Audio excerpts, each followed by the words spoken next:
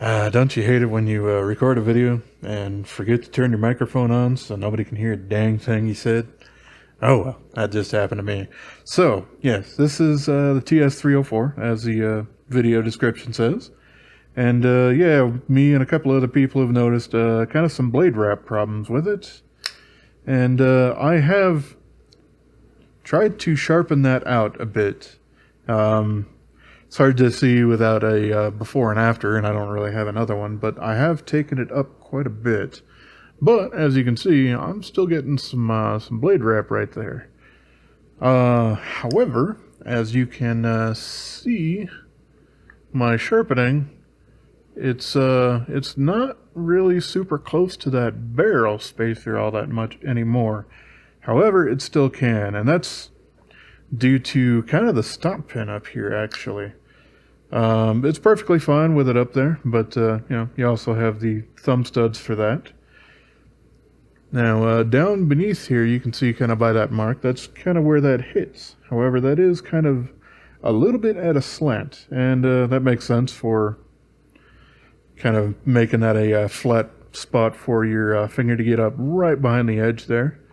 So that makes sense. However, with the way that that blade stop pin stops there with that slant, if you compress it a little bit like this, you can see that, yeah, that's moved quite a bit.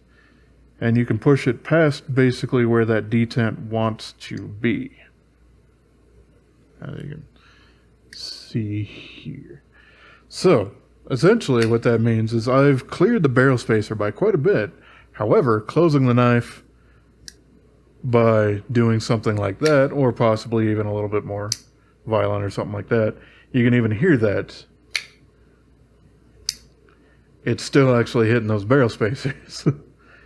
And yeah, that's kind of come down to just the bit of the blade stop there. So it's a little bit different than was probably thought of to begin with the barrel spacer here being the main culprit. Obviously, that is what's hitting the blade.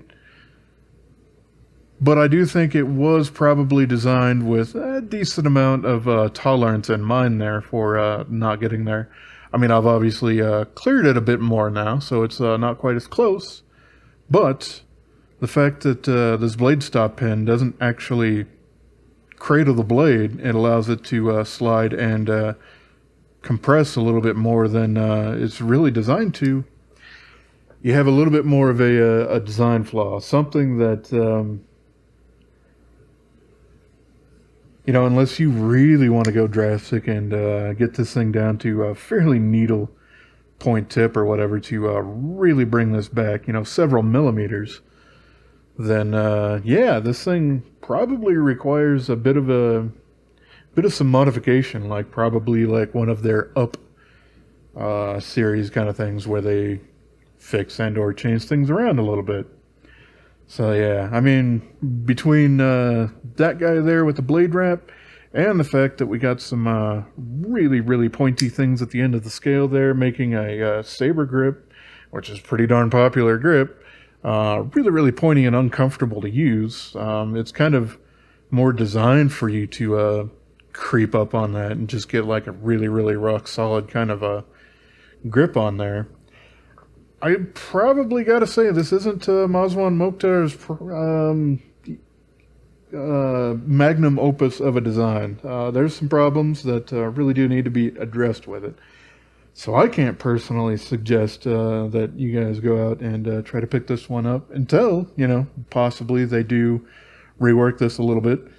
I know Cue Ball has kind of reached out to Tucson. I do plan to as well. Regarding this, because yeah, it's unfortunate because it's a really neat design. I do like the knife quite a bit. It does have some flaws in there, so it's not, you know, my absolute favorite, but it's probably not something that either the designer or the company really want to have, you know, associated with that.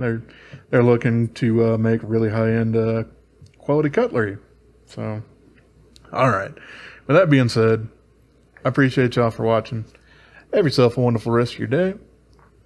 And subscribe.